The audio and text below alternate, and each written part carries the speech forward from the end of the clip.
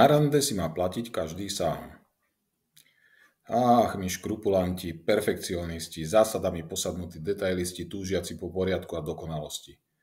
O čo by sa nám žilo ľahšie, keby sme sa dokázali uvoľniť a občas sa vykašľať na zákony, poriadok a robenie toho, čo sa má. Len si to predstav. Chalan, ktorého poznáš, sotva 2 hodiny. Stretli ste sa prvý raz na večernom kurze angličtiny. Volá sa Andrej. Vyzerá dobre a je pohodiak. Cestou z kurzu ťa pozýva do cukrárne. Že by ma balil? Vrta ti v hlave. Ale ideš. Je s ním zábava. Všetko prebehlo fajn, koláčik ti chutil, dopili ste. Obaja ste uvoľnení. Môžete nám to napísať spolu, povie Andrej čašníčke a podáva jej bankovku. Tebe viac netreba. Ako posadnutá vyletíš na Andreja. Ale ja si to zaplatím sama. Andrej oceňuje, že si slušná, ale dodáva. Pozval som ťa. Ty nie, že by si užívala pekný večer, začneš sa bičovať myšlienkou. Určite chce, aby som mu bola zaviazaná. Mňa si však nekúpi.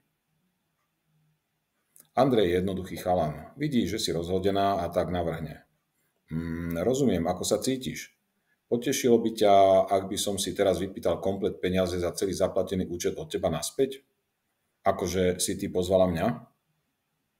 Najprv nechápeš, potom ti to akosi cvakne a pochopíš. Sú veci dôležité a sú také, na ktorých až tak nezáleží. Dôležité je, že dnes ti bolo s Andrejom dobre. A peniaze? Sú ako voda. Pritekajú, odtekajú. Svojím pohybom dokážu urobiť radosť aj smútok. Andrej sa chcel potešiť tým, že ti urobí radosť.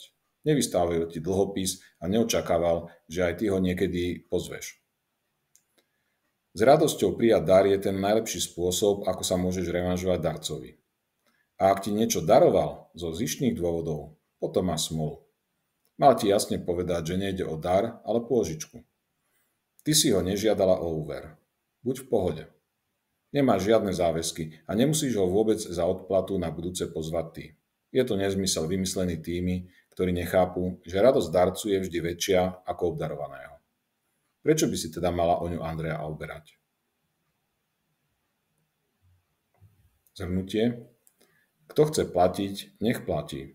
Neznamená to automatický záväzok vyrovnať sa. S radosťou prijať pozvanie je ten najlepší revanš voči darcovi. Vypočítavo sa nevypláca. Na budúce môže, ale aj nemusí platiť ten druhý.